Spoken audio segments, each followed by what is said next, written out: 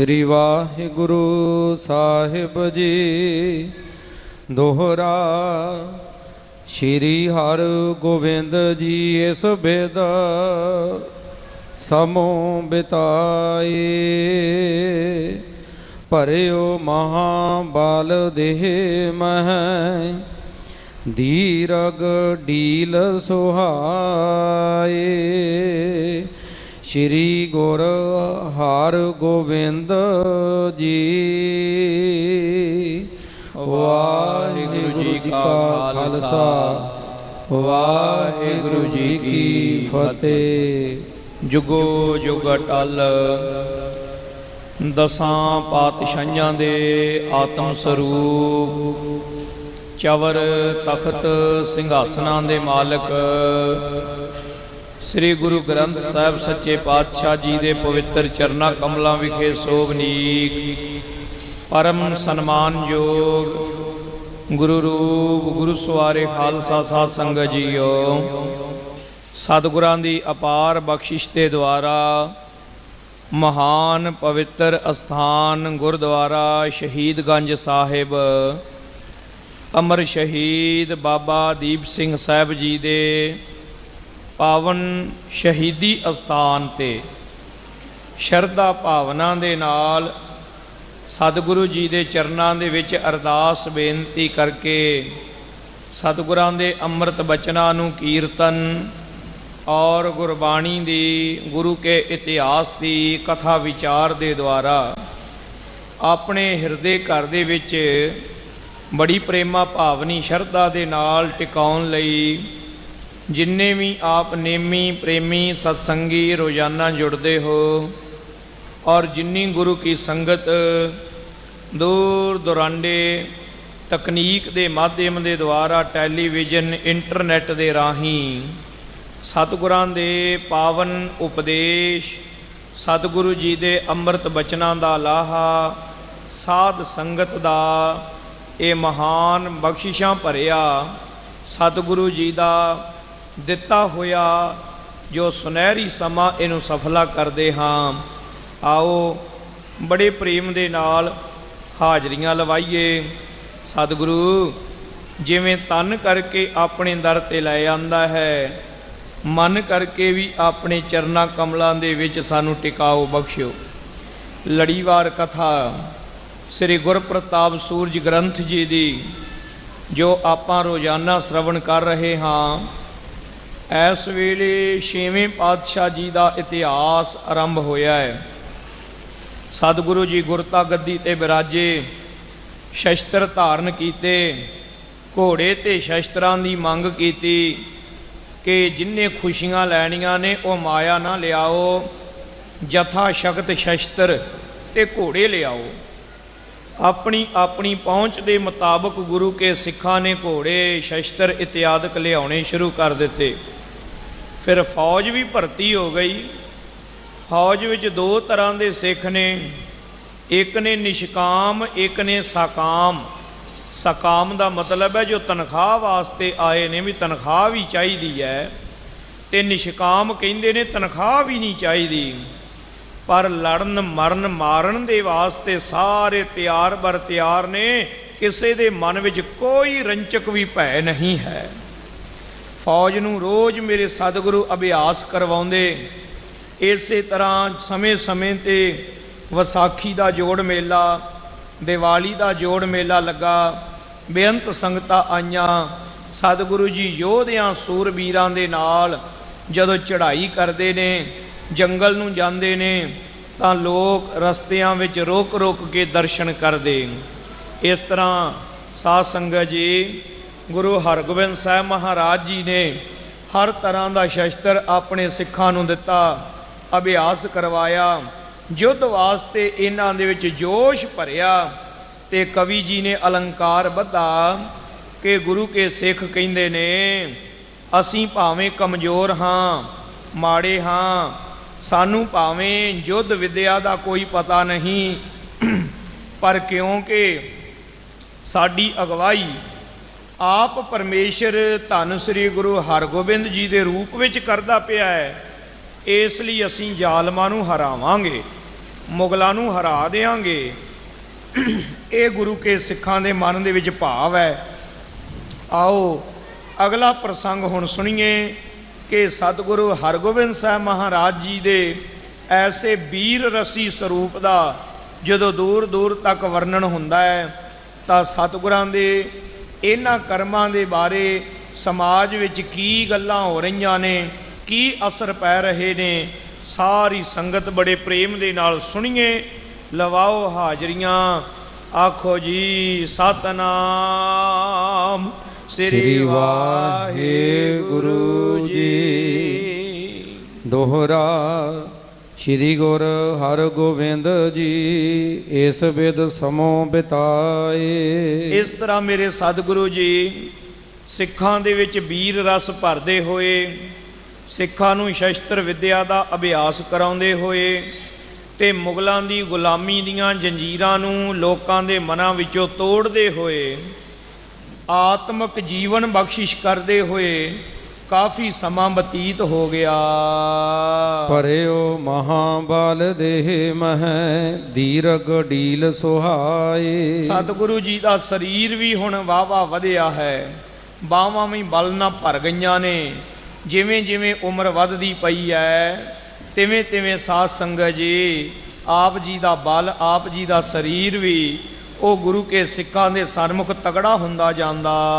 ਚੌਪਈ ਹੋਤ ਚੰਦੂ ਕੀ ਸੁਨੋ ਕਹਾਣੀ। ਉਧਰ ਦੂਜੇ ਪਾਸੇ ਖਾਲਸਾ ਜੀ ਚੰਦੂ ਦੀਵਾਨ ਦੀ ਕਹਾਣੀ ਸੁਣੋ। ਮਹਾਪਾਤ ਕੀ ਮਤ ਔਰ ਹਾਨੀ। ਜਿਹੜਾ ਬੜਾ ਪਾਤਕੀ ਹੈ, ਬੜਾ ਝਗੜਾਲੂ ਹੈ, ਦੁਸ਼ਟ ਹੈ, ਉਹਦੇ ਨਾਲ ਕੀ ਬਤੀਤ ਹੋ ਰਿਹਾ ਹੈ। ਸ਼੍ਰੀ ਅਰਜਨ ਘਰ ਤਜਿਓ ਸਰੀਰ।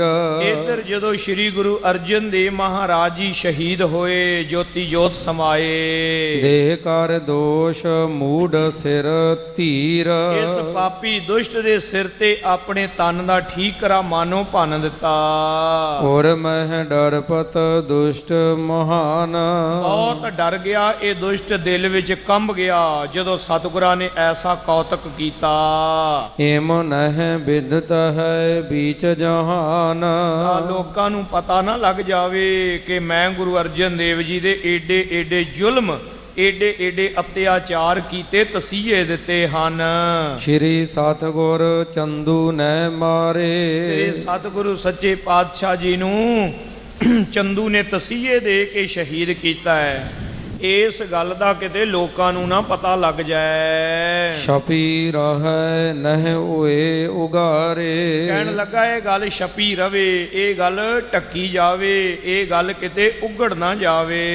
ਲੁਖਾ ਜਾਰ ਤਤ ਛਿਣ ਮਾਗ ਪਰਿਓ। ਇਹਦੀ ਜਿਹੜੀ ਨਹੁੰ ਸੀ, ਜਿਹੜੀ ਚੜ੍ਹਾਈ ਕਰ ਗਈ ਸੀ ਦੁੱਖ ਦੇ ਨਾਲ, ਗਮ ਦੇ ਨਾਲ, ਸੱਚੇ ਪਾਤਸ਼ਾਹ ਜੀ ਦੇ ਐਸੇ ਐਸੇ ਪਾਪ ਹੁੰਦੇ ਵੇਖ ਕੇ, ਤਸੀਹੇ ਦਿੱਤੇ ਜਾਂਦੇ ਵੇਖ ਕੇ ਇਹ ਚਰਨਾਂ ਵਿੱਚ ਆ ਕੇ ਤਰਲੇ ਲਏ, ਮਹਾਰਾਜ ਮੈਂ ਇਸ ਘਰ ਦੀ ਮੈਂਬਰ ਹਾਂ, ਪਰਿਵਾਰ ਦਾ ਹਿੱਸਾ ਵਾਂ, ਮੈਨੂੰ ਬਹੁਤ ਸ਼ਰਮਿੰਦਗੀ ਹੈ ਇਸ ਗੱਲ ਤੇ। ਏਡੇ ਪਾਪੀ ਪਰਿਵਾਰ ਦਾ ਮੈਂ ਹਿੱਸਾ ਬਣੀ ਆ। ਇਸ ਤਰ੍ਹਾਂ ਇਹ ਫਿਰ ਪ੍ਰਾਣ ਤਿਆਗ ਗਈ ਆਪਣੇ। ਉਹਦਾ ਸੰਸਕਾਰ ਕਰਕੇ, ਕਿਰਿਆ ਕਰਮ ਕਰਕੇ ਦਿੱਲੀ ਸ਼ਾਹੋ ਨਿਕਟ ਚਿਤ ਧਰਿਓ। ਇਹ ਸਾਧ ਸੰਗਤ ਜੀ ਦਿੱਲੀ ਨੂੰ ਵਾਪਸ ਮੁੜ ਗਿਆ ਕਿ ਬਾਦਸ਼ਾਹ ਦੇ ਨੇੜੇ ਹੋ ਜਾਵਾਂ। ਕੋ ਨਹਿ ਕਹੈ ਹਟਕ ਸਭ ਰਾਖਾਂ। ਇਹ ਕਹਿੰਦਾ ਹੈ ਕਿ ਮੈਂ ਬਾਦਸ਼ਾਹ ਦੇ ਨੇੜੇ ਜਾਣ ਵਾਲਿਆਂ ਦੇ ਵਿੱਚੋਂ ਜਿਹੜੇ ਗੁਰੂ ਘਰ ਦੇ ਨਜ਼ਦੀਕੀ ਨੇ, ਪ੍ਰੇਮ ਰੱਖਣ ਵਾਲੇ ਨੇ, ਉਹਨਾਂ ਨੂੰ ਰੋਕ ਦਵਾਂ। ਕਿਸ ਧਨ ਦੇ ਕਿਸ ਬਿਨਤੀ ਭਾਖਾਂ। ਕਿਸੇ ਨੂੰ ਪੈਸੇ ਦੇ ਕੇ ਆਪਣੇ ਵੱਲ ਕਰ ਲਿਆ, ਕਿਸੇ ਨੂੰ ਡਰਾਵਾ ਦੇ ਦਿੱਤਾ ਤੇ ਕਿਸੇ ਨੂੰ ਵੈਸੇ ਗੱਲਾਂ ਬਾਤਾਂ ਉਲਝਾ ਲਿਆ। ਚਹਤ ਜੋ ਹਤਿਓ ਬਿਦਤ ਨਹਿ ਹੋਏ। ਇਸ ਤਰ੍ਹਾਂ ਆਪਣੇ ਕੀਤੇ ਪਾਪ ਤੇ ਪਰਦਾ ਪਾਉਣਾ ਚਾਹੁੰਦਾ ਹੈ ਤੇ ਜੋ ਕੁਝ ਹੋ ਗਿਆ ਸੋ ਹੋ ਗਿਆ, ਗੱਲ ਮੁੱਕ ਜਾਵੇ, ਹੁਣ ਚਰਚਾ ਦਾ ਵਿਸ਼ਾ ਨਾ ਬਣੇ। ਭਇਓ ਜਤਨ ਕੇ ਤਤ ਪਰ ਸੋਏ। ਤੇ ਉਹ ਜੋ ਕੁਝ ਵੀ ਹੋਇਆ ਹੈ ਉਹਦੀ ਚਰਚਾ ਨਾ ਹੋਵੇ, ਇਸ ਲਈ ਬੜੇ ਯਤਨ ਕਰਦਾ। ਅਨਕ ਭਾਂਤ ਚਿਤਵਤ ਮਗ ਜਾਤੇ, ਮਨ ਦੇ ਵਿੱਚ ਜਾਂਦਾ ਆਉਂਦਾ ਹਮੇਸ਼ਾ ਇੱਕੋ ਗੱਲ ਹੀ ਸੋਚਦਾ ਰਹਿੰਦਾ ਹਮੇਸ਼ਾ। ਸੁਨਤ ਸ਼ਾਹੋ ਚਿਤ ਹਵੈ ਨਾ ਰਸਾਤੇ, ਕਿਤੇ ਬਾਦਸ਼ਾਹ ਦੇ ਸਾਹਮਣੇ ਕੋਈ ਜਾ ਕੇ ਇਹ ਗੱਲਾਂ ਕਰ ਦੇਵੇ ਕਿ ਗੁਰੂ ਅਰਜਨ ਦੇਵ ਜੀ ਨੂੰ ਆ ਤਸੀਹੇ ਦਿੱਤੇ ਗਏ ਨੇ, ਤੇ ਬਾਦਸ਼ਾਹ ਮੇਰੇ ਦੁਆਲੇ ਨਾ ਹੋ ਜਾਏ ਕਿ ਮੈਂ ਤੈਨੂੰ ਇੰਨੇ ਜ਼ੁਲਮ ਕਰਨ ਦੀ ਆਗਿਆ ਕਦੋਂ ਦਿੱਤੀ ਸੀ। ਉਹ ਸਾਧ ਸੰਗਤ ਜੀ, ਇੱਕ ਕਹਾਵਤ ਹੈ ਕਿ ਜੇ ਕਿਤੇ ਬਾਦਸ਼ਾਹ ਘੋੜੇ ਤੇ ਜਾਂਦਾ ਜਾਂਦਾ ਇੱਕ ਰੁੱਖ ਦਾ ਪੱਤਾ ਵੀ ਤੋੜ ਲਵੇ ਨਾ, ਉਹਦੇ ਕਰਿੰਦੇ ਉਸ ਰੁੱਖ ਦੀਆਂ ਜੜ੍ਹਾਂ ਵੀ ਪੁੱਟ ਲੈਂਦੇ ਨੇ। ਇਸ ਕਰਕੇ ਇੱਕ ਵਾਰ ਦੀ ਘਟਨਾ ਇਤਿਹਾਸਕਾਰ ਲਿਖਦੇ ਨੇ ਕਿ ਬੜਾ ਜ਼ਾਲਮ ਰਾਜਾ ਸੀ ਚੰਗੇਜ਼ ਖਾਨ ਮੰਗੋਲ। ਇਹ ਆਪਣੇ ਰਾਜ ਦੀ ਹੱਦ ਦੇ ਵਿੱਚ ਜਦੋਂ ਇਹ ਬਾਹਰ ਨਿਕਲਦਾ ਸੀ ਨਾ ਆਪਣੇ ਦੇਸ਼ ਤੋਂ, ਕਿਸੇ ਨੂੰ ਨਹੀਂ ਸੀ ਛੱਡਦਾ, ਕਤਲੇਆਮ ਹੀ ਕਰੀ ਜਾਂਦਾ ਸੀ।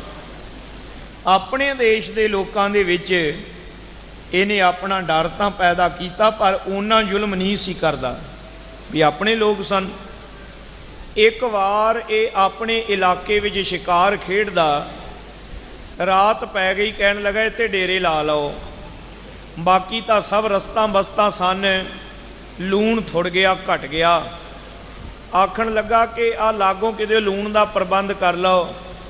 ਸਿਪਾਹੀ ਉਸੇ ਵੇਲੇ ਤੁਰਨ ਲੱਗੇ।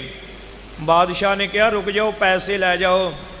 ਉਹ ਕਹਿੰਦੇ ਹਜੂਰ, ਤੁਹਾਡਾ ਰਾਜ, ਤੁਹਾਡੀ ਪ੍ਰਜਾ, ਤੇ ਪੈਸੇ ਕਾਹਨੂੰ ਦੇਣੇ ਨੇ? ਹੱਸ ਕੇ ਕਹਿਣ ਲੱਗਾ, ਜੇ ਮੈਂ ਬਿਨਾਂ ਪੈਸਿਆਂ ਤੋਂ ਲੂਣ ਹੀ ਮੰਗਾ ਲਿਆ ਨਾ ਕੱਲਾ, ਮੈਂ ਤੁਹਾਨੂੰ ਕਹਿ ਦਿੱਤਾ ਜਾਓ ਪਿੰਡ ਵਿੱਚੋਂ ਲੂਣ ਲੈ ਆਓ, ਤੇ ਮੇਰੀ ਇੰਨੀ ਗੱਲ ਪਾ ਕੇ ਤੁਸਾਂ ਸਾਰਾ ਪਿੰਡ ਸਵੇਰ ਤੱਕ ਡਕਾਰ ਜਾਣਾ, ਉਜਾੜ ਦੇਣਾ, ਤੁਸਾਂ ਤੇ ਛੱਡਣਾ ਹੀ ਕੱਖ ਨਹੀਂ ਉੱਥੇ। ਇਸ ਲਈ ਜੇ ਬਾਦਸ਼ਾਹ ਮਾੜਾ ਜਿਹਾ ਇਸ਼ਾਰਾ ਕਰਦਾ ਨਾ, ਪੱਤਾ ਹੀ ਤੋੜ ਲਵੇ ਰੁੱਖ ਦਾ, ਉਹਦੇ ਅਹਿਲਕਾਰ ਰੁੱਖ ਦੀਆਂ ਜੜ੍ਹਾਂ ਤੱਕ ਪੁੱਟ ਕੇ ਰੱਖ ਦਿੰਦੇ ਨੇ। ਇਸ ਤਰ੍ਹਾਂ ਦਾ ਇਹ ਜਿਹੜੇ ਰਾਜੇ ਸ਼ੀਂਹ ਮੁਕੱਦਮ ਕੁੱਤੇ, ਜਾਏ ਜਗਾਇਨ ਬੈਠੇ ਸੁੱਤੇ, ਐਸਾ ਅਹਿਲਕਾਰਾਂ ਦਾ ਸੁਭਾਅ ਹੁੰਦਾ ਹੈ। ਪਹੁੰਚਿਓ ਪੁਰੀ ਸਦਨ ਤਬ ਗਇਓ। ਫੇਰ ਸਾਧ ਸੰਗਤ ਜੀ, ਇਸ ਪ੍ਰਕਾਰ ਇਹ ਦਿੱਲੀ ਵਿੱਚ ਪਹੁੰਚ ਗਿਆ ਤੇ ਜਾ ਕੇ ਯਤਨ ਕਰਨ ਲੱਗਾ ਆਪਣੇ ਪਾਪਾਂ ਤੇ ਪਰਦਾ ਪਾਈ ਰੱਖਣ ਦਾ। ਕਲਹੇ ਸੁਤਾ ਦੇਖਤ ਦੁਖ ਭਇਓ। ਤੇ ਫੇਰ ਮਨ ਦੇ ਵਿੱਚ ਖਿਆਲ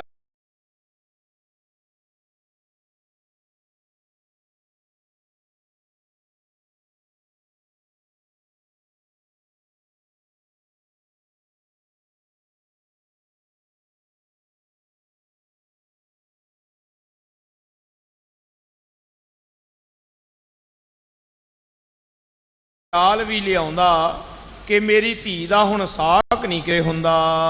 ਜਿਸ ਹਿਤ ਪਾਪ ਕੀਨ ਬਹੁ ਤੇਰਾ। ਜਿਸ ਗੱਲ ਵਾਸਤੇ ਮੈਂ ਪਾਪੀ ਬਣ ਗਿਆ, ਬਾਦਸ਼ਾਹ ਦੇ ਅੱਗੇ ਹੋ ਕੇ ਬਾਦਸ਼ਾਹ ਦੀ ਬੰਦੂਕ ਨੂੰ ਆਪਣੇ ਮੋਢੇ ਤੇ ਰੱਖ ਕੇ ਚਲਾ ਦਿੱਤਾ।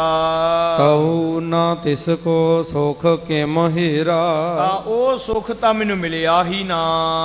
ਜਹਾਂਗੀਰ ਕੇ ਤੀਰਜ ਜਾਏ। ਬਾਦਸ਼ਾਹ ਜਹਾਂਗੀਰ ਦੇ ਜੇ ਕੋਲ ਜਾ ਕੇ ਸਭ ਸੋ ਮਿਲਿਓ ਪ੍ਰੇਮ ਉਪਜਾਏ। ਸਾਰਿਆਂ ਦੇ ਨਾਲ ਇਹ ਮਿਲਿਆ, ਬੜਾ ਆਦਰ ਸਨਮਾਨ ਦੇ ਦੇ ਕੇ। ਬਹੁ ਮੋਲਾ ਕਿਸ ਹੂੰ ਪਟ ਦੇਤ। ਕਿਸੇ ਨੂੰ ਬਹੁਤ ਕੀਮਤੀ ਇਹਨੇ ਉਹ ਬਸਤਰ ਦਿੱਤੇ ਨੇ, ਬਹੁਤ ਵਧੀਆ ਵਧੀਆ ਰੇਸ਼ਮ ਦੇ। ਕਾਹੂ ਕੁਸ਼ਾਮਤ ਕਰ ਖੁਸ਼ ਲੇਤ।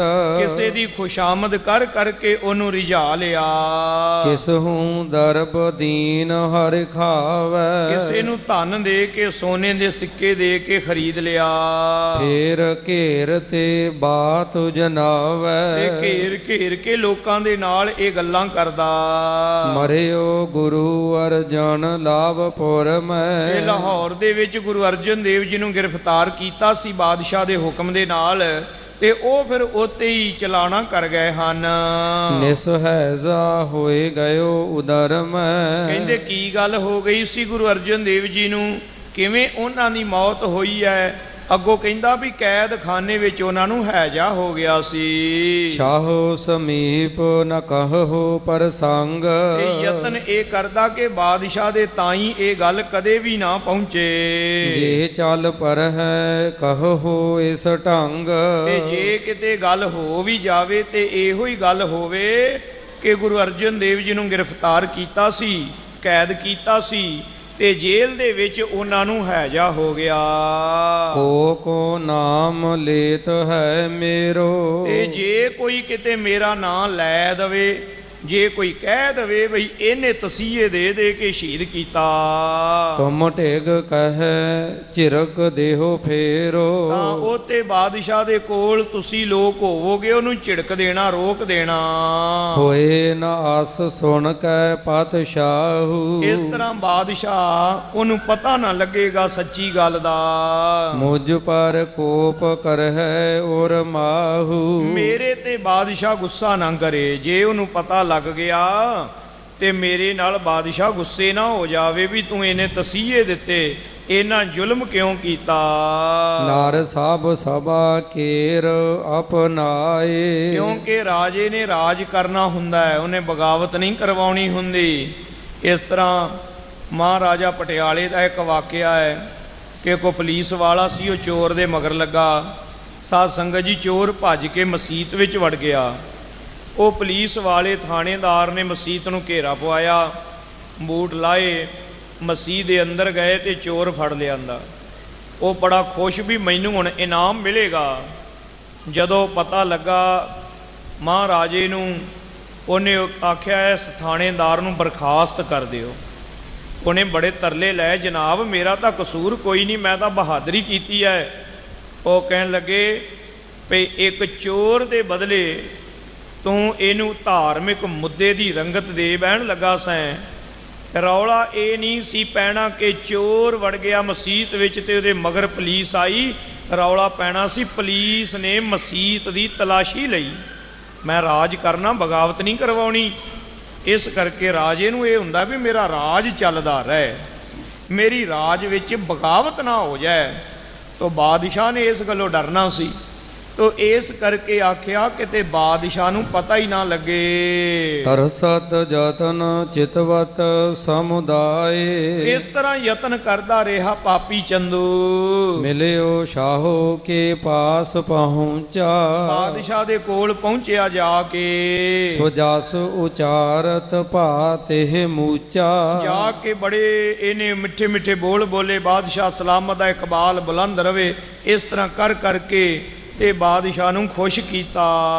ਨਹਿ ਸਤਿਗੁਰ ਕੀ ਕਿਨਹੋ ਸੁਨਾਈ, ਉਹ ਤੇ ਆਲੀ ਜਾਂ ਕਰੀ ਗਿਆ, ਸਤਿਗੁਰਾਂ ਦੀ ਗੱਲ ਹੋਣ ਹੀ ਨਾ ਦਿੱਤੀ। ਅਪਰ ਪ੍ਰਸੰਗਨ ਬਾਤ ਚਲਾਈ, ਹੋਰ ਗੱਲਾਂ ਕਰੀ ਗਿਆ ਤੇ ਬਾਦਸ਼ਾਹ ਸਲਾਮਤ ਦੱਸੋ ਫਿਰ ਕਸ਼ਮੀਰ ਦਾ ਕੀ ਹਾਲ ਹੈ। ਕਸ਼ਮੀਰ ਵਿੱਚ ਬੜੀ ਠੰਡਕ ਸੀ, ਬੜੀ ਹਰਿਆਵਲ, ਇਦਾਂ ਦੀਆਂ ਗੱਲਾਂ ਕਰਦਾ ਰਿਹਾ।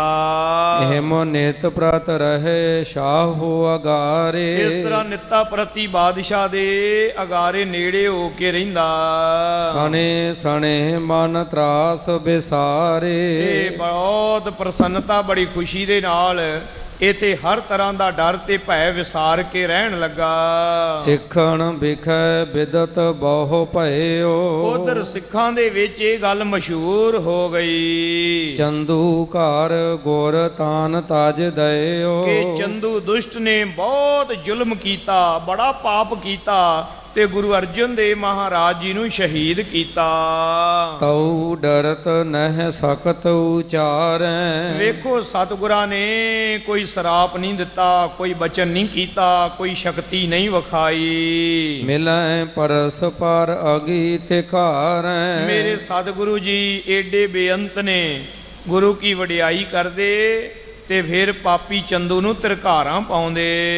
ਸਨੇ ਸਨੇ ਕਹਿ ਆਪਸ ਮਾਹੀ, ਆਪੋ ਵਿੱਚ ਜਿੱਥੇ ਵੀ ਕੋਈ ਗੁਰੂ ਦੇ ਸਿੱਖ ਮਿਲਦੇ ਇਸੇ ਤਰ੍ਹਾਂ ਗੱਲਾਂ ਕਰਦੇ। ਕੀਨ ਮਹਾ ਆਗ ਪਚਹਿ ਸੋ ਨਾਹੀ, ਕਹਿਣ ਲੱਗੇ ਇਹਨੇ ਦੁਸ਼ਟ ਨੇ ਬਚਣਾ ਨਹੀਂ, ਬੜਾ ਵੱਡਾ ਪਾਪੀ ਹੈ, ਇਹਦੇ ਪਾਪ ਇਹਨੂੰ ਲੈ ਬਹਿਣਗੇ, ਇਹਨੇ ਬਚਣਾ ਨਹੀਂ, ਇਹਦਾ ਅੰਤ ਛੇਤੀ ਹੋਵੇਗਾ। ਸ਼੍ਰੀ ਹਰਿ ਗੋਬਿੰਦ ਗੁਰ ਸੋਤ ਬਲੀ। ਧੰਨ ਸ਼੍ਰੀ ਗੁਰੂ ਹਰਗੋਬਿੰਦ ਸਾਹਿਬ ਜੋ ਪੰਜਵੇਂ ਪਾਤਸ਼ਾਹ ਜੀ ਦੇ ਵੀਰ ਬਲੀ ਬਹਾਦਰ ਸੁਪੁੱਤਰ ਹਨ। ਤਿਨਹੁ ਪ੍ਰਾਣ ਕੀਨ ਸੁਬੇਦ ਬਲੀ। ਤੁਹਾਨੂੰ ਪਤਾ ਨਹੀਂ ਕਿ ਛੇਵੇਂ ਪਾਤਸ਼ਾਹ ਨੇ ਪ੍ਰਣ ਕੀਤਾ ਹੈ। ਉਹਨਾਂ ਨੇ ਇਸ ਚੰਦੂ ਨੂੰ ਇਹਦੀ ਬਣਦੀ ਸਜ਼ਾ ਦੇਣ ਦਾ ਪ੍ਰਣ ਸਾਰੀ ਸੰਗਤ ਦੇ ਵਿੱਚ ਖਲੋ ਕੇ ਕੀਤਾ। ਪਿਤ ਕਉ ਬੈਰ ਲੇ ਹਉ ਐਸੇ। ਆਖਿਆ ਪਿਤ ਕੋ ਬੈਰ ਲੇ ਹਉ ਐਸੇ, ਪਿਤਾ ਜੀ ਦਾ ਵੈਰ ਲਵਾਂਗੇ। ਇੱਥੇ ਕਹਿਣ ਦਾ ਭਾਵ ਇੱਕ ਹੈ ਬਦਲਾ ਲੈਣਾ, ਤੇ ਦੂਸਰਾ ਸਾਧ ਸੰਗਤ ਜੀ ਗੁਰਮਤਿ ਦਾ ਜਿਹੜਾ ਸਿਧਾਂਤ ਸੰਕਲਪ ਹੈ ਉਹ ਹੈ ਦੁਸ਼ਟ ਨੂੰ ਸੋਧਾ ਲਾਉਣਾ। ਬਦਲਾ ਲੈਣਾ, ਸੋਧਾ ਲਾਉਣਾ, ਇਹਦੇ 'ਚ ਫਰਕ ਹੈ।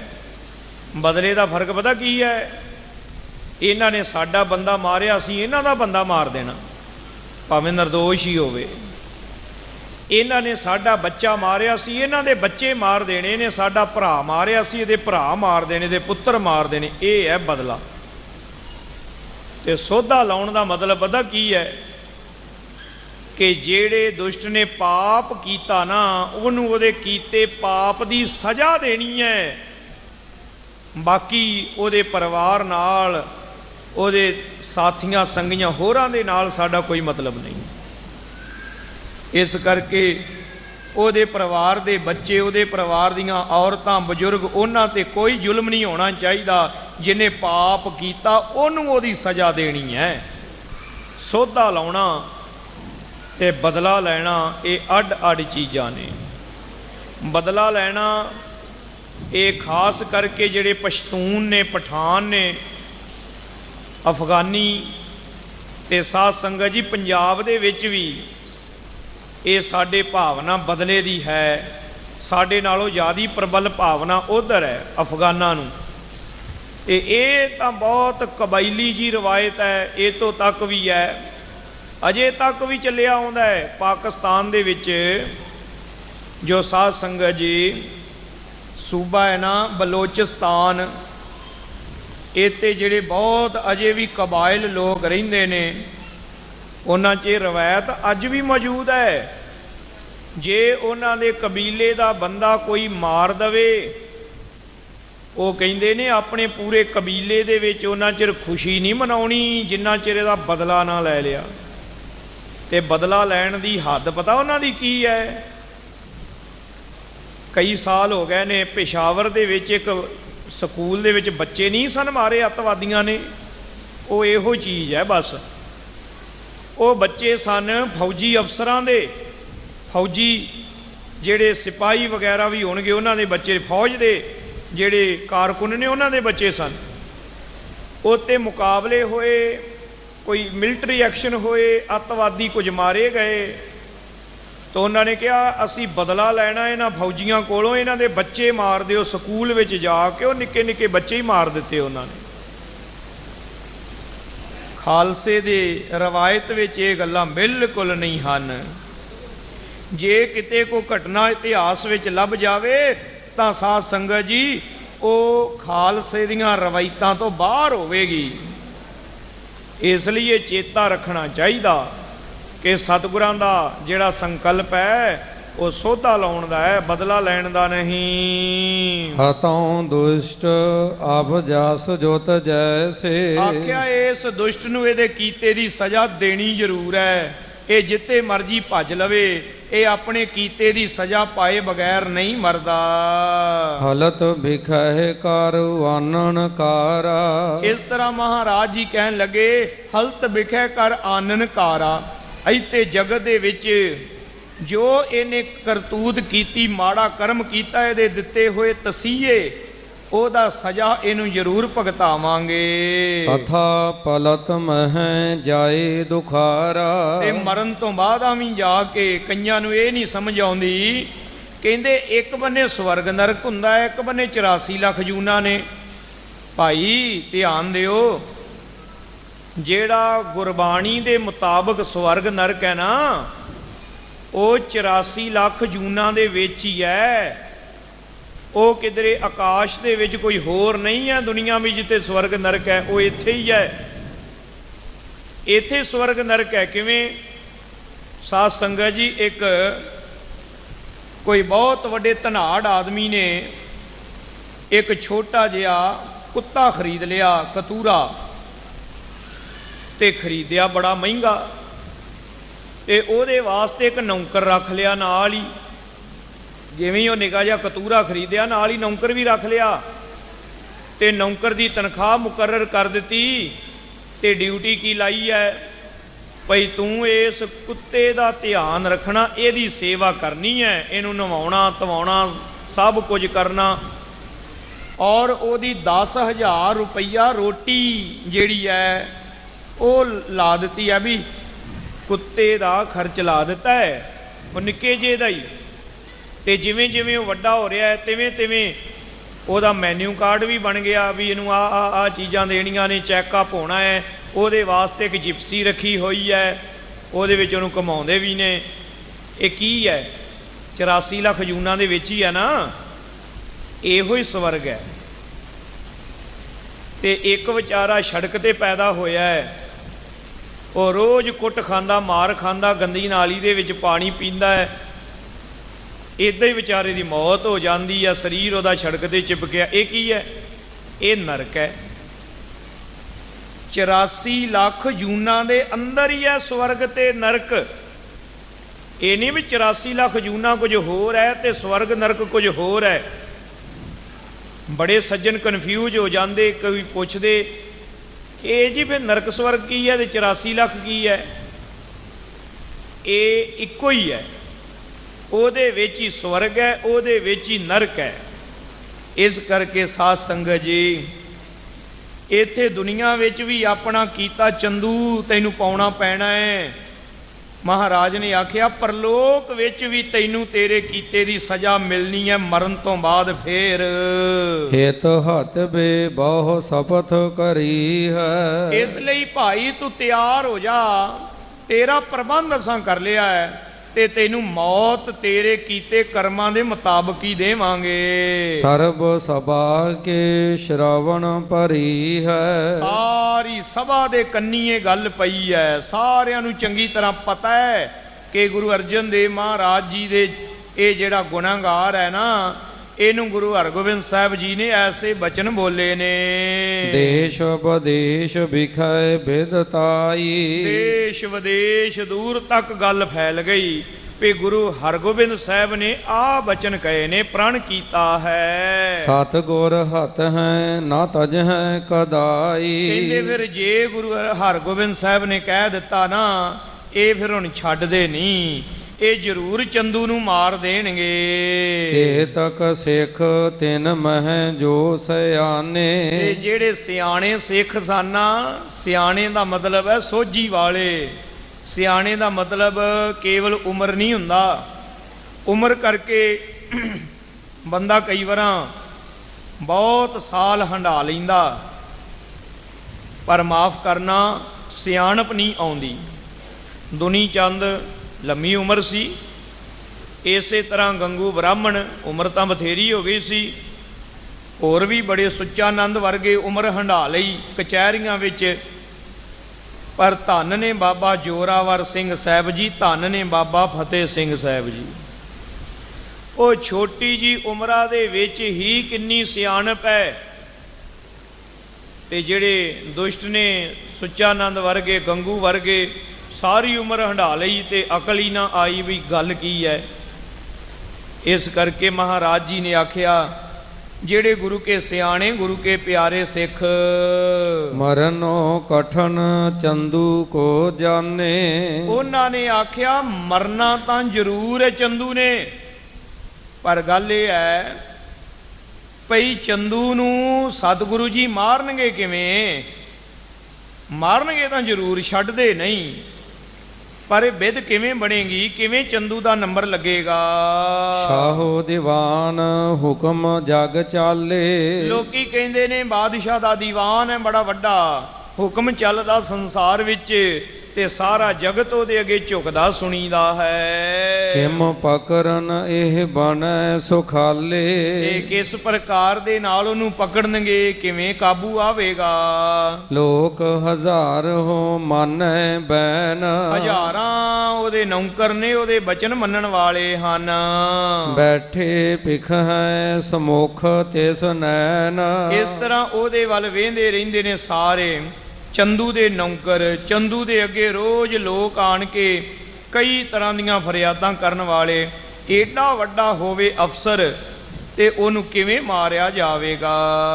ਸਤਿਗੁਰ ਸੁਤ ਕੀ ਬੈਸ ਨਵੀਨਾ, ਕਈ ਫੇ ਵਿੱਚੋਂ ਕਹਿੰਦੇ ਸਤਿਗੁਰੂ ਜੀ ਗੁਰੂ ਅਰਜਨ ਦੇਵ ਜੀ ਦੇ ਪੁੱਤਰ ਸ੍ਰੀ ਹਰਗੋਬਿੰਦ ਜੀ ਦੀ ਉਮਰ ਅਜੇ ਥੋੜੀ ਹੈ, ਅਜੇ ਤਾਂ ਬਾਲਕ ਨੇ, ਵਾਹਿਗੁਰੂ ਬਖਸ਼ ਲਵੇ।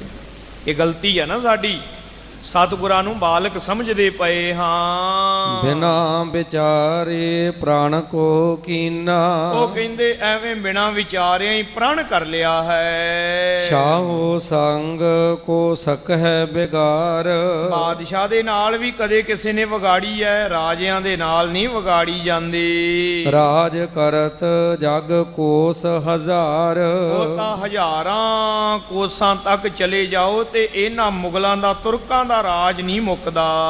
ਅਨਗਨ ਸੈਨ ਕੋਸ਼ ਜਿਸ ਪਾਸ, ਅਣਗਿਣਤ ਫੌਜ ਤੇ ਅਣਗਿਣਤ ਖਜ਼ਾਨਾ ਹੈ ਜਿਨ੍ਹਾਂ ਦੇ ਕੋਲ।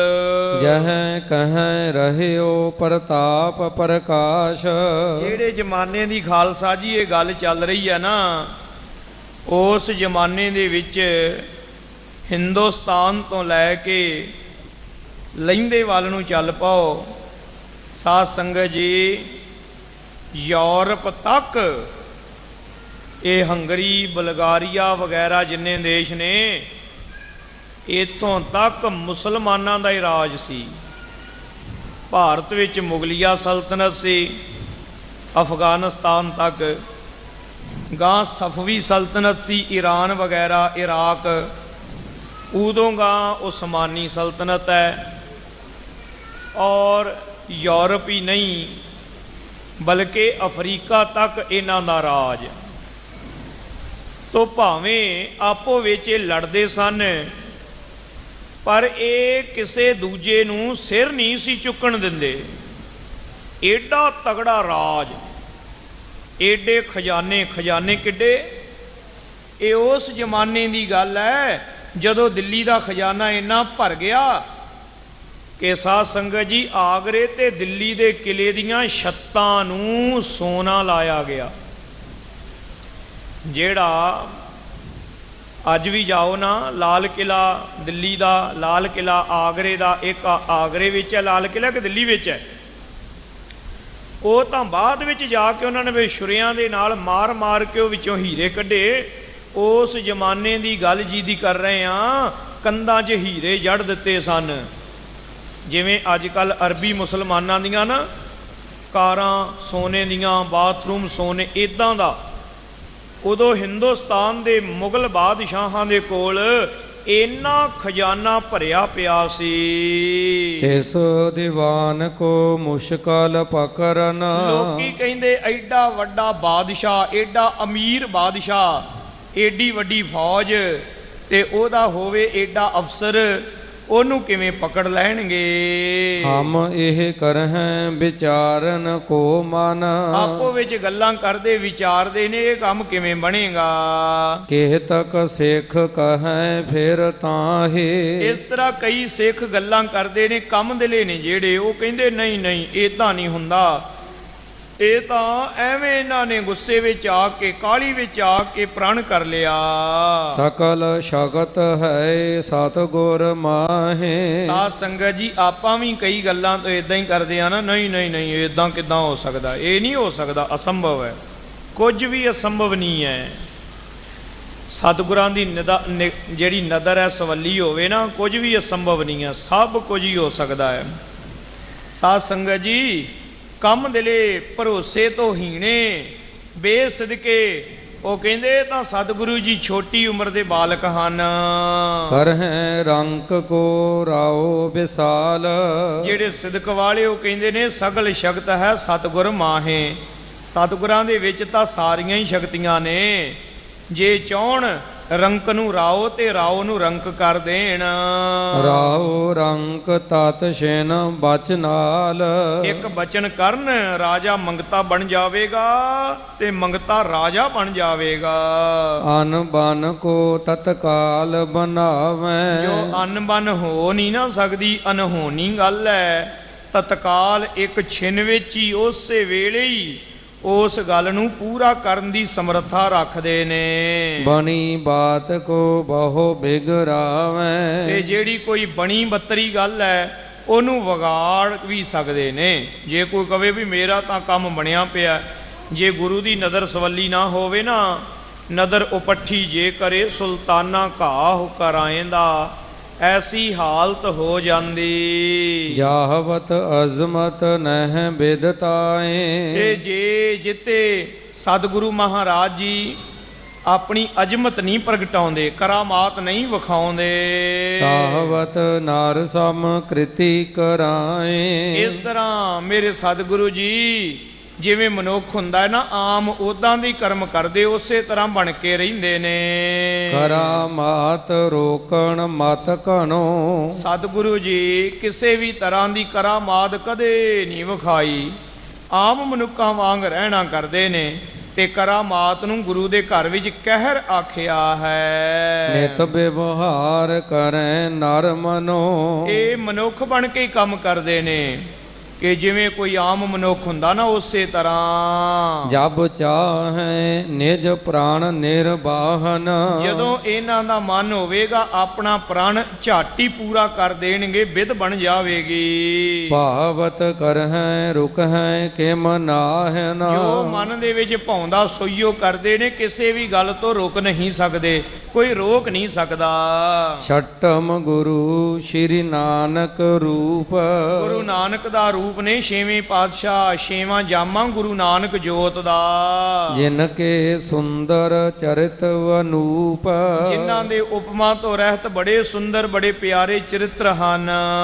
ਜਿਸ ਗੁਰ ਅਰਜਨ ਕੇ ਗਨ ਦਾਸ, ਜਿਹੜੇ ਧੰਨ ਸ਼੍ਰੀ ਗੁਰੂ ਅਰਜਨ ਦੇਵ ਮਹਾਰਾਜ ਸੱਚੇ ਪਾਤਸ਼ਾਹ ਜਗਤ ਸੰਸਾਰ ਤੇ ਪਰ ਉਪਕਾਰ ਕਰਦੇ ਹੋਏ ਜੋਤੀ ਜੋਤ ਸਮਾਏ ਸ਼ਹੀਦ ਹੋਏ। ਕਰਾਮਾਤ ਬਹੁ ਭਾਂਤ ਪ੍ਰਕਾਸ਼, ਉਹ ਬਹੁ ਭਾਂਤ ਕਰਾਮਾਤ ਪ੍ਰਕਾਸ਼ਿਤ ਹੁੰਦੀ ਹੈ। ਬਹੁ ਭਾਂਤ ਕਰਾਮਾਤ ਜਿਹੜੀ ਹੈ ਨਾ, ਇਹਨਾਂ ਦੇ ਵਿੱਚੋਂ ਪ੍ਰਗਟ ਹੁੰਦੀ ਆ ਸੁੱਤੇ ਸਿੱਧ। ਤਿਸ ਗੁਰ ਅਪਰ ਨਰਨ ਸਮ ਪ੍ਰਾਨਾ, ਸੋ ਪਰ ਸਤਿਗੁਰੂ ਜੀ ਵੇਖ ਲਓ, ਕਰਾਮਾਤ ਨੂੰ ਆਪਨੇ ਪ੍ਰਗਟ ਨਹੀਂ ਹੋਣ ਦਿੱਤਾ, ਕਰਾਮਾਤ ਨੂੰ ਆਪਨੇ ਆਪਣੇ ਹਥਿਆਰ ਵਜੋਂ ਨਹੀਂ ਵਰਤਿਆ, ਆਪਣੀ ਰੱਖਿਆ ਲਈ ਨਹੀਂ ਵਰਤਿਆ। ਜਿਵੇਂ ਆਮ ਸਧਾਰਨ ਕੋਈ ਮਨੁੱਖ ਹੋਵੇ, ਇਸ ਤਰ੍ਹਾਂ ਆਪ ਜੀ ਨੇ ਆਪਣਾ ਸਰੀਰ ਤਿਆਗ ਦਿੱਤਾ। ਰੇਪ ਘਰ ਤਜ ਬੈਕੁੰਠ ਪਿਆਨਾ, ਇਹ ਜਿਹੜੀ ਕਰਾਮਾਤ ਹੈ ਰਿੱਧੀਆਂ ਸਿੱਧੀਆਂ ਵਾਲੀ, ਰੰਗ ਤਮਾਸ਼ਿਆਂ ਵਾਲੀ, ਉਹ ਨਹੀਂ ਵਿਖਾਈ, ਬਲਕਿ ਸਿਦਕ ਵਾਲੀ, ਸਬਰ ਵਾਲੀ ਹੱਦ ਵਿਖਾ ਕੇ ਕਰਾਮਾਤ ਵਿਖਾਈ ਹੈ। ਇਹ ਪਾਪੀ ਚੰਦੂ ਦੇ ਸਿਰ ਤੇ ਠੀਕਰਾ ਭੰਨ ਦਿੱਤਾ ਆਪਣੇ ਤਨ ਦਾ। ਤਿੰਨ ਕੋ ਸੋਤ ਤਿੰਨ ਕੇ ਸਮ ਅਹ, ਤਿੰਨਾਂ ਦੇ ਪੁੱਤਰ ਨੇ ਤੇ ਉਹਨਾਂ ਦੇ ਹੀ ਵਰਗੇ ਹਨ। ਜੋਤ ਸਭਨ ਗੁਰ ਏਕੋ ਰਹਿ, ਕਿਉਂਕਿ ਸਾਰੇ ਗੁਰੂ ਸਾਹਿਬਾਨ ਜੀ ਦੇ ਵਿੱਚ ਜੋਤ ਤਾਂ ਇੱਕ ਹੀ ਵਰਤਦੀ ਆਈ ਹੈ। ਹਮਰੇ ਤੁਮਰੇ ਦੇਖਤ ਕਰੈ, ਸਤਿਗੁਰੂ ਮਹਾਰਾਜ ਸੱਚੇ ਪਾਤਸ਼ਾਹ ਜੀ ਦੇ ਬਾਬਤ ਭਰੋਸਾ ਕਿੱਡਾ। ਕਹਿੰਦੇ ਤੁਹਾਡੇ ਸਾਡੇ ਵੇਂਦਿਆਂ ਵੇਂਦਿਆਂ ਹੀ ਥੋੜੇ ਚਿਰ ਵਿੱਚ ਵੱਡ ਦੁਖ ਦੇ ਰਿਪ ਪ੍ਰਾਨਣ ਹਰੈ, ਇਹ ਦੁਸ਼ਮਣ ਦੇ ਵੈਰੀ ਦੇ ਪ੍ਰਾਣ ਹਰ ਲੈਣਗੇ, ਨਾਸ ਕਰ ਦੇਣਗੇ ਇਹਨਾਂ ਦੁਸ਼ਟਾਂ ਨੂੰ। ਹਮ ਕੋ ਨਿਸ਼ਚੈ ਇਹ ਵਿਸ਼ਵਾਸ, ਸਾਨੂੰ ਤਾਂ ਨਿਸ਼ਚਾ ਹੈ, ਭਰੋਸਾ ਹੈ, ਪੂਰਾ ਪੂਰਾ ਵਿਸ਼ਵਾਸ ਹੈ ਇਹਨਾਂ ਗੱਲਾਂ ਦੇ। ਚੰਦੂ ਹਤ ਹੈ ਸ਼ਾਹੋ ਕੇ ਪਾਸ, ਇਹ ਚੰਦੂ ਨੂੰ ਬਾਦਸ਼ਾਹ ਦੇ ਦੀਵਾਨ ਹੋਣ ਦੇ ਬਾਵਜੂਦ ਗੁਰੂ ਹਰਗੋਬਿੰਦ ਸਾਹਿਬ ਜੀ ਜ਼ਰੂਰ ਹੀ ਪਕੜ ਲੈਣਗੇ, ਕਾਬੂ ਕਰਕੇ ਮਾਰ ਦੇਣਗੇ। ਏਮ ਸਿੱਖ ਮਿਲ ਕਰ ਬਚਨ ਉਚਾਰੈ, ਇਸ ਤਰ੍ਹਾਂ ਆਪੋ ਵਿੱਚ ਦੀ ਮਿਲ ਕੇ ਗੁਰੂ ਕੇ ਸਿੱਖ ਬਚਨ ਕਰਦੇ। ਔਰ ਸ਼ਰਧਾ ਧਾਰ ਕੋਏ ਨਾ ਧਾਰੈ, ਆਪਣੇ ਮਨ ਵਿੱਚ ਸ਼ਰਧਾ ਧਾਰਦੇ ਨੇ, ਤੇ ਕਈ ਐਸੇ ਨੇ ਜਿਹੜੇ ਸ਼ਰਧਾ ਨਹੀਂ ਵੀ ਧਾਰਦੇ। ਬਿਥਰਤ ਸੁਧ ਚੰਦੂ ਤਬ ਸੁਣੀ। ਚੰਦੂ ਨੇ ਜਦੋਂ ਇਹ ਗੱਲਾਂ ਸੁਣ ਲਈਆਂ, ਚੰਦੂ ਨੂੰ ਇਹਨਾਂ ਗੱਲਾਂ ਬਾਰੇ ਪਤਾ ਲੱਗ ਗਿਆ। ਬਹੁਤ ਬਿਸੂਰਤ ਮੁੰਡੀ ਧੁਨੀ। ਬਹੁਤ ਬਿਸੂਰਤ ਹੋ ਗਿਆ ਤੇ ਆਪਣੇ ਸਿਰ ਨੂੰ ਧੁੰਨ ਲੱਗਾ ਆਪਣੇ ਮੱਥੇ ਹੱਥ ਮਾਰਨ। ਗੋਰ ਸੁਤ ਭਇਓ ਮਹਿਦ ਬਲਵਾਨਾ। ਇਸ ਵੇਲੇ ਗੁਰੂ ਅਰਜਨ ਦੇਵ ਜੀ ਦਾ ਪੁੱਤਰ ਬਲਵਾਨ ਹੋ ਗਿਆ। ਪਤਾ ਲੱਗਾ ਕਿ ਬੜੀ ਤਾਕਤ ਜੋੜ ਲਈ ਹੈ, ਬੜੇ ਸਿਪਾਹੀ ਤੇ ਸ਼ਸਤਰ ਇਕੱਠੇ ਕਰ ਲਏ ਹਨ। ਤੋਬ ਹਤਣੇ ਹਿਤ ਪ੍ਰਣੈ ਬਖਾਨਾ। ਉਹਨਾਂ ਨੇ ਮੈਨੂੰ ਮਾਰਨ ਦਾ ਪ੍ਰਣ ਵੀ ਕਰ ਲਿਆ ਹੈ। ਇਹ ਸੋਚ ਕੇ ਚੰਦੂ ਬੜਾ ਡਰਦਾ ਹੈ। ਜੇ ਤਾਂ ਅਜੇ ਕੋਈ ਫੌਜ, ਕੋਈ ਬਹੁਤੇ ਹਥਿਆਰ ਨਾ ਹੁੰਦੇ, ਮੈਂ ਕੋਈ ਨਿੱਕੀ ਮੋਟੀ ਫੌਜੀ ਟੁਕੜੀ ਭੇਜ ਕੇ ਉਹਨਾਂ ਨੂੰ ਗ੍ਰਿਫਤਾਰ ਕਰਵਾ ਦਿੰਦਾ ਜਾਂ ਖਤਮ ਕਰਵਾ ਦਿੰਦਾ। ਪਰ ਹੁਣ ਉਹਨਾਂ ਨੂੰ ਜੇ ਕਾਬੂ ਕਰਨਾ ਹੈ ਤੇ ਵੱਡੀ ਫੌਜ ਦੀ ਟੁਕੜੀ ਚਾਹੀਦੀ ਹੈ। ਇੰਨੀ ਫੌਜ ਬਾਦਸ਼ਾਹ ਦੀ ਆਗਿਆ ਬਗੈਰ ਭੇਜੀ ਨਹੀਂ ਜਾ ਸਕਦੀ। ਤੇ ਇਸ ਕਰਕੇ ਹੁਣ ਚੰਦੂ ਲਾਚਾਰ ਹੋ ਗਿਆ। ਬਹੁਤ ਸਪਥ ਖਾਈ ਸੁਣ ਕਰ ਕੈ। ਇਸ ਤਰ੍ਹਾਂ ਇਹਨੇ ਇਹ ਸੁਣਿਆ ਕਿ ਸਤਿਗੁਰਾਂ ਨੇ ਇਹ ਪ੍ਰਣ ਕਰ ਲਿਆ, ਇਹ ਸ਼ਬਦ ਲੈ ਲਈ। ਹਤਹੁ ਕੁਮਿਰਤ ਸ਼ਤਰੂ ਕੋ ਧਰ ਕੈ। ਇਹ ਅਸੀਂ ਵੈਰੀ ਨੂੰ, ਦੁਸ਼ਮਣ ਨੂੰ ਨਾਸ ਕਰ ਦੇਣਾ, ਮਾਰ ਦੇਣਾ ਹੈ। ਵੈਰੀ ਦਾ ਨਾਸ ਕਰ ਦਿਆਂਗੇ। ਕੇਤਕ ਬਰਖ ਬਿਤੇ ਦੁਖ ਪਰ। ਇਸ ਤਰ੍ਹਾਂ ਕੇਤਕ ਕਿੰਨੇ ਕੁ ਜਿਹੜੇ ਬਰਖ ਨੇ, ਸਮਾਂ ਹੈ, ਉਹ ਬਤੀਤ ਹੋ ਗਿਆ ਗੁਰੂ ਅਰਜਨ ਦੇਵ ਜੀ ਦੀ ਸ਼ਹੀਦੀ ਨੂੰ। ਤੇ ਚੰਦੂ ਬੜਾ ਦੁਖੀ, ਬੜਾ ਪਰੇਸ਼ਾਨ ਉਦੋਂ ਤੋਂ ਲੈ ਕੇ। ਗਿਨਤੀ ਚਿੰਤਾ ਬਹੁ ਬੇਦ ਕਰ। ਇਸ ਤਰ੍ਹਾਂ ਜਦੋਂ ਕੁਝ ਸਾਲ ਲੰਘ ਗਏ ਸਨ, ਇਹਨੂੰ ਪਤਾ ਲੱਗਾ ਕਿ ਗੁਰੂ ਹਰਗੋਬਿੰਦ ਸਾਹਿਬ ਜੀ ਇਸ ਯਤਨ ਵਿੱਚ ਨੇ ਕਿ ਮੈਨੂੰ ਕਾਬੂ ਕਰਕੇ ਮਾਰ ਦੇਣਗੇ। ਤਾਂ ਇਹ ਬੜਾ ਤੜਫਣ ਲੱਗ ਪਿਆ। ਹਰ ਗੋਬਿੰਦ ਕੋ ਗਹਿ ਕਰ ਕੈਸੇ। ਕਹਿਣ ਲੱਗਾ ਇਸ ਤੋਂ ਪਹਿਲਾਂ ਕਿ ਉਹ ਮੈਨੂੰ ਮਾਰਨ, ਮੈਂ ਉਹਨਾਂ ਨੂੰ ਮਾਰਨ ਦਾ ਪ੍ਰਬੰਧ ਕਰ ਦਿਆਂ ਜਿਵੇਂ ਕਿਵੇਂ ਕਰਕੇ। ਦਿਉ ਸਜਾਏ ਹਤੋਂ ਪਿਤ ਜੈਸੇ। ਮੈਂ ਇਹਨਾਂ ਨੂੰ ਸਜ਼ਾ ਦਿਆਂਗਾ, ਕਿਸੇ ਤਰੀਕੇ ਦੇ ਨਾਲ ਧੋਖਾ ਕਰਨਾ ਪਵੇ, ਬੇਈਮਾਨੀ ਕਰਨੀ ਪਵੇ, ਮੈਂ ਇਹਨਾਂ ਨੂੰ ਖਤਮ ਕਰਵਾ ਦਿਆਂਗਾ। ਕਹਿ ਮਨ ਮਮ ਦੁਹਿਤਾ ਬਿਆਹ। ਤੇ ਜਾਂ ਫਿਰ ਉਹਨਾਂ ਦੇ ਨਾਲ ਸਮਝੌਤਾ ਕਰ ਲਵਾਂ, ਕਿਉਂਕਿ ਜਦੋਂ ਵੈਰੀ ਤਗੜਾ ਹੋ ਜਾਏ ਨਾ, ਫਿਰ ਉਹਦੇ ਨਾਲ ਸੁਲ੍ਹਾ ਕਰ ਲੈਣੀ ਚਾਹੀਦੀ ਹੈ, ਨੀਤੀ ਇਹ ਕਹਿੰਦੀ ਹੈ। ਸੋ ਆਖਣ ਲੱਗਾ ਮੈਂ ਉਹਨਾਂ ਦੇ ਨਾਲ ਸ਼ਾਂਤੀ ਸਮਝੌਤਾ ਕਰ ਲਵਾਂ, ਆਪੋ ਵਿੱਚ ਦੀ ਇੱਕ ਦੂਜੇ ਦੇ ਨਾਲ ਮੇਲ ਮਿਲਾਪ ਕਰ ਲਈਏ। ਕਹਿ ਡਰ ਪੈ ਹੈ ਅਬ ਔਰ ਮਾਹੇ। ਇਸ ਤਰ੍ਹਾਂ ਮਨ ਵਿੱਚ ਡਰ ਗਿਆ, ਬੜਾ ਜ਼ਿਆਦਾ ਘਬਰਾ ਗਿਆ। ਪਿਤ ਕੀ ਗਾਤ ਕੋ ਹਿਰਦੇ ਵਿਚਾਰ ਹੈ। ਸਤਿਗੁਰੂ ਅਰਜਨ ਦੇਵ ਜੀ ਦੇ ਬਾਬਤ ਮਨ ਦੇ ਵਿੱਚ ਖਿਆਲ ਚੇਤੇ ਆਉਣ ਲੱਗੇ। ਹੋਏ ਸਨ ਬੰਦ ਸਰਬ ਡਰ ਡਰ ਹੈ। ਕਹਿਣ ਲੱਗਾ ਕਿ ਸਾਰੀਆਂ ਪੁਰਾਣੀਆਂ ਗੱਲਾਂ ਭੁਲਾ ਦਈਏ, ਮੁਕਾ ਦਈਏ, ਤੇ ਆਪਾਂ ਕੇਵਲ ਮਿੱਤਰਤਾ ਹੀ ਨਹੀਂ ਬਲਕਿ ਆਪੋ ਵਿੱਚ ਦੀ ਰਿਸ਼ਤਾ ਗੰਢ ਲਈਏ। ਇੱਕ ਦਿਨ ਨਿਜ ਦਾਰਾ ਕੇ ਸੰਗ। ਇੱਕ ਦਿਨ ਆਪਣੀ ਘਰਵਾਲੀ ਦੇ ਕੋਲ ਬੈਠਾ ਹੋਇਆ। ਕਹਿਓ ਗੁਰੂ ਕੋ ਅਖਿਲ ਪਰ ਸੰਗ। ਪਾਪੀ ਚੰਦੂ ਨੇ ਸਤਿਗੁਰੂ ਹਰਗੋਬਿੰਦ ਜੀ ਦੀ ਸਾਰੀ ਵਾਰਤਾ ਦੱਸ ਦਿੱਤੀ ਵੀ ਉਹਨਾਂ ਨੇ ਮੈਨੂੰ ਮਾਰਨ ਦਾ ਪ੍ਰਣ ਕਰ ਲਿਆ ਹੈ। ਬਹੁ ਸਜਾਈ ਦੇ ਰਹਿਓ ਮਨਾਏ। ਬਹੁਤ ਮੈਂ ਯਤਨ ਕੀਤਾ, ਜ਼ੋਰ ਲਾਇਆ, ਤੇ ਮੈਂ ਸਜ਼ਾ ਦੇਣ ਦਾ ਯਤਨ ਵੀ ਕੀਤਾ। ਗੁਰੂ ਅਰਜਨ ਦੇਵ ਮਹਾਰਾਜ ਨੇ ਮੇਰੀ ਗੱਲ ਕੋਈ ਨਹੀਂ ਸੀ ਮੰਨੇ। ਨਹੀਂ ਬਿਆਹੋ ਸੁਤ ਮਨ ਮਹਿ ਲਿਆਏ। ਤੇ ਉਹ ਜਿਹੜੀ ਗੁਰੂ ਅਰਜਨ ਦੇਵ ਮਹਾਰਾਜ ਸੱਚੇ ਪਾਤਸ਼ਾਹ ਜੀ ਦੇ ਪ੍ਰਥਾਏ ਜਿਹੜੀ ਵਾਰਤਾ ਸੀ ਕਿ ਉਹਨਾਂ ਨੇ ਮੇਰੀ ਗੱਲ ਕੋਈ ਨਹੀਂ ਮੰਨੀ, ਤੇ ਉਹੋ ਹੀ ਗੱਲ ਹੁਣ ਇਹ ਸਤਿਗੁਰੂ ਹਰਗੋਬਿੰਦ ਸਾਹਿਬ ਜੀ ਬਾਰੇ ਕਰਨੀ ਚਾਹੁੰਦਾ। ਆਬ ਤੇ ਸੁਤ ਪਿਤ ਬੈਰ ਸੰਭਾਰੈ। ਹੁਣ ਉਹਨਾਂ ਦਾ ਪੁੱਤਰ ਮੇਰੇ ਨਾਲ ਵੈਰ ਕਰਨਾ ਚਾਹੁੰਦਾ ਹੈ, ਮੇਰੀ ਮਜਬੂਰੀ ਬਣ ਗਈ ਹੈ। ਚੰਦੂ ਕਹਿਣ ਲੱਗਾ ਜੇ ਤਾਂ ਮੈਂ ਆਪ ਬਚਣਾ ਹੈ ਤੇ ਸ੍ਰੀ ਹਰਗੋਬਿੰਦ ਸਾਹਿਬ ਜੀ ਨੂੰ ਖਤਮ ਕਰਵਾਵਾਂ, ਤੇ ਜੇ ਸ੍ਰੀ ਹਰਗੋਬਿੰਦ ਜੀ ਜਿਉਂਦੇ ਰਹੇ, ਜਵਾਨ ਹੋਏ, ਇਹਨਾਂ ਨੇ ਮੈਨੂੰ ਨਹੀਂ ਛੱਡਣਾ।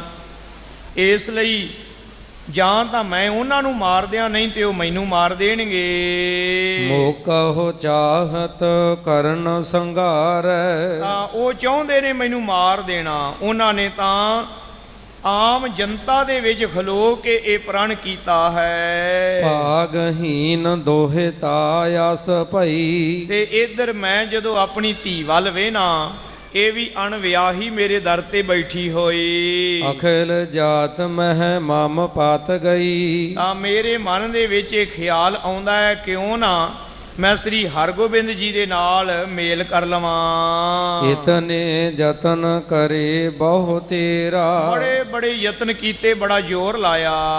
ਵਿਆਹੋ ਨ ਬਨਿਓ ਕਤਹੁ ਇਸ ਕੇਰਾ, ਇਹ ਹੁਣ ਮੇਰੀ ਧੀ ਦਾ ਰਿਸ਼ਤਾ ਹੀ ਕਿਤੇ ਨਹੀਂ ਬਣ ਆਉਂਦਾ। ਸੁਨਤ ਭਾਰ ਜਾਨੇ ਸਮਝਾਵਾ, ਉਹ ਭਾਰ ਜਾ ਘਰ ਵਾਲੀ ਕਹਿ ਕੇ ਸਮਝਾਉਣ ਲੱਗੀ ਇਹਨੂੰ, ਚੰਦੂ ਨੂੰ। ਪ੍ਰਥਮ ਕੋ ਵਾਕ ਆਪ ਤਹਿ ਗਾਵਾ, ਇਹ ਮੇਰੇ ਸੁਆਮੀ ਮੈਨੂੰ ਮਾਫ ਕਰਨਾ, ਪਰ ਕਬੂਲ ਤੁਸਾਂ ਹੀ ਬੋਲੇ ਸਨ। ਜੇ ਕਿਤੇ ਮਾੜੇ ਬੋਲ ਨਾ ਬੋਲਦੇ ਤੇ ਆਹ ਦਿਨ ਸਾਨੂੰ ਵੇਖਣੇ ਹੀ ਨਾ ਪੈਂਦੇ। ਤਿਸ ਤੇ ਵਧਿਓ ਵਿਰੋਧ ਵਿਸਾਲਾ, ਤੁਹਾਡੇ ਮਾੜੇ ਭੈੜੇ ਕੌੜੇ ਬਚਨਾਂ ਕਰਕੇ ਹੀ ਤਾਂ ਸਾਡਾ ਵਿਰੋਧ ਵੱਧ ਗਿਆ, ਸਾਡਾ ਇਹਨਾਂ ਦੇ ਨਾਲ ਝਗੜਾ ਵੱਧ ਗਿਆ। ਸਿੱਖ ਕੀ ਸੁਤਾ ਨੁਖਾ ਕੀਏ ਕਾਲਾ, ਸਿੱਖ ਦੀ ਪੁੱਤਰੀ ਸੀ ਸਾਡੀ, ਜਿਹੜੀ ਨੌਂ ਸੀ, ਉਹਦਾ ਪੇਕਾ ਪਰਿਵਾਰ ਸਿੱਖ ਸੀ, ਤੇ ਉਹਨੇ ਵੀ ਇਹ ਦੁੱਖ ਨਾ ਸਹਾਰਿਆ।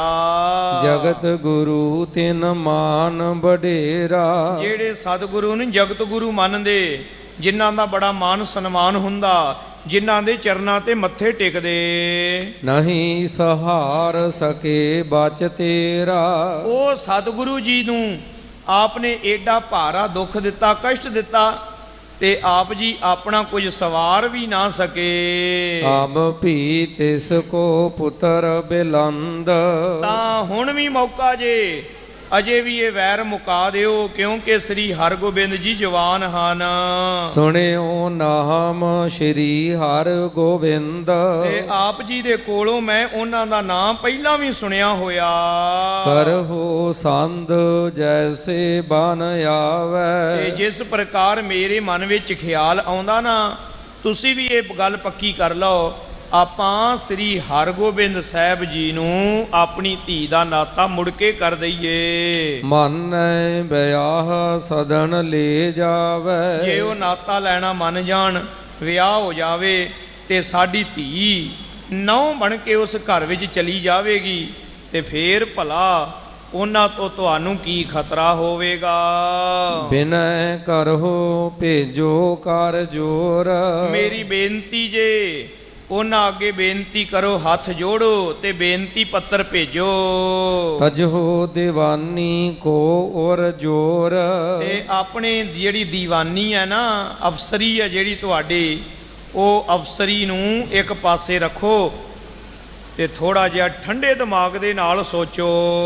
ਮਾਨ ਲੇਹ ਏਮ ਜਤਨ ਰਚੀਜ ਹੈ, ਇਸ ਪ੍ਰਕਾਰ ਯਤਨ ਕਰਿਓ ਕਿ ਉਹ ਤੁਹਾਡੀ ਗੱਲ ਨੂੰ ਮੰਨ ਲੈਣ। ਆਛੇ ਨਰਨ ਪਠਾਵਨ ਕੀਜ ਹੈ, ਇਸ ਲਈ ਚੰਗੇ ਕੋਈ ਸਿਆਣੇ ਬੰਦਿਆਂ ਨੂੰ ਭੇਜੋ ਹੁਣ। ਸੋ ਜੋ ਪਰਸੰਨ ਜਿਮ ਕਿਮ ਤਿਨ ਕਰੈ, ਜਿਵੇਂ ਕਿਵੇਂ ਜਾ ਕੇ ਗੁਰੂ ਹਰਗੋਬਿੰਦ ਸਾਹਿਬ ਨੂੰ ਉਹ ਪ੍ਰਸੰਨ ਕਰ ਲੈਣ। ਜਿਸ ਤੇ ਪਿਤਾ ਬੈਰ ਕੋ ਹਰੈ, ਜਿਸ ਕਰਕੇ ਪਿਤਾ ਸਤਿਗੁਰੂ ਧੰਨ ਸ਼੍ਰੀ ਗੁਰੂ ਅਰਜਨ ਦੇਵ ਜੀ ਦਾ ਉਹ ਵੈਰ ਲੈਣਾ ਭੁੱਲ ਜਾਣ, ਰਿਸ਼ਤੇਦਾਰੀ ਪੈ ਜਾਵੇ। ਨਤ ਤੁਰਕੇਸ਼ਵਰ ਕੋ ਵਿਸ਼ਵਾਸ, ਨਹੀਂ ਤਾਂ ਫਿਰ ਮਾਮਲਾ ਬੜਾ ਵਿਗੜ ਜਾਵੇਗਾ, ਕਿਉਂਕਿ ਤੁਰਕਪਤੀ ਬਾਦਸ਼ਾਹ ਦਾ ਕੋਈ ਪਤਾ ਨਹੀਂ, ਇਹ ਕੀ ਕਹਿ ਦਵੇ, ਕੀ ਕਰ ਦਵੇ। ਕਹਾਂ ਕਰਤ ਹੈ ਤਜ ਔਰ ਆਸ, ਇਸ ਲਈ ਉਹਦੀ ਸਾਨੂੰ ਆਸ ਕੋਈ ਨਹੀਂ ਹੈ ਕਿ ਉਹ ਕੀ ਕਰੇਗਾ, ਤੋ ਆਪਣੀ ਜਾਨ ਨੂੰ ਬਚਾਉਣ ਲਈ ਇਹ ਯਤਨ ਕਰ ਲਓ। ਪਠੋ ਬਿਨੈ ਪਾਨ ਸੁਤਾ ਸਗਾਈ, ਬੇਨਤੀ ਭੇਜੋ ਤੇ ਧੀ ਦਾ ਸਾਕ ਦੇ ਦਿਓ। ਸੁਣ ਤ੍ਰਿਐ ਤੇ ਚੰਦੂ ਚਿਤ ਆਈ, ਇਹ ਗੱਲ ਸੁਣ ਕੇ ਚੰਦੂ ਦੇ ਮਨ ਦੇ ਵਿੱਚ ਇਹ ਸੁਝਾਅ ਬੜਾ ਚੰਗਾ ਲੱਗਾ, ਟਿਕ ਗਿਆ। ਆਛੀ ਕਹੈ ਕਰਨ ਇਮ ਬਨੈ। ਆਖਿਆ ਚੰਗੀ ਗੱਲ ਹੈ, ਇਹ ਸਲਾਹ ਤੂੰ ਬੜੀ ਵਧੀਆ ਦਿੱਤੀ, ਮੈਂ ਇਦਾਂ ਹੀ ਕਰਾਂਗਾ। ਜੇ ਆਪ ਵਿਆਹੋ ਕਰਨ ਮਨ ਮੰਨੈ। ਜੇ ਉਹ ਵਿਆਹ ਕਰਨਾ ਮੰਨ ਜਾਣ, ਇਹ ਰਿਸ਼ਤਾ ਪ੍ਰਵਾਨ ਕਰ ਲੈਣ। ਇਕ ਤਉ ਸੁਤਾ ਪਾਏ ਪਤ ਭਾਰੀ। ਇੱਕ ਤਾਂ ਮੇਰੀ ਧੀ ਦੇ ਵੱਡੇ ਭਾਗ ਜਾਗ ਪੈਣਗੇ, ਬਹੁਤ ਵਧੀਆ ਪਤੀ ਮਿਲ ਜਾਵੇਗਾ। ਮਿਟ ਹੈ ਦੋਸ਼ ਜੋ ਰਹੇ ਨਾ ਕੁਮਾਰੀ। ਤੇ ਜਿਹੜਾ ਇਹਦੇ ਸਿਰ ਦੋਸ਼ ਹੈ, ਇਸ ਲਈ ਉਹ ਵੀ ਟਲ ਜਾਵੇਗਾ ਤੇ ਕੁਵਾਰੀ ਨਾ ਰਹੇਗੀ। ਦੁਤੀਏ ਮਾਰਨ ਹੇਤ ਉਪਾਏ। ਤੇ ਦੂਸਰਾ ਰਾਹ ਜਾਂਦੇ ਜਿਹੜੇ ਲੋਕ ਨੇ ਨਾ, ਉਹ ਵੀ ਮੈਨੂੰ ਬੁਰਾ ਭਲਾ ਨਹੀਂ ਕਹਿਣਗੇ। ਆਮ ਜਨਤਾ ਜਿਹੜੀ ਹੈ ਨਾ, ਉਹਦੇ ਵਿੱਚ ਵੀ ਮੇਰੀ ਮਾਨਤਾ ਜੀ ਬਣ ਜਾਵੇਗੀ ਤੇ ਮੇਰਾ ਗੁਨਾਹ ਧੁੱਪ ਜਾਏਗਾ। ਬਹੁਰ ਨ ਕਰ ਹੈ ਤਰਾਸ ਮਿਟ ਜਾਏ। ਫੇਰ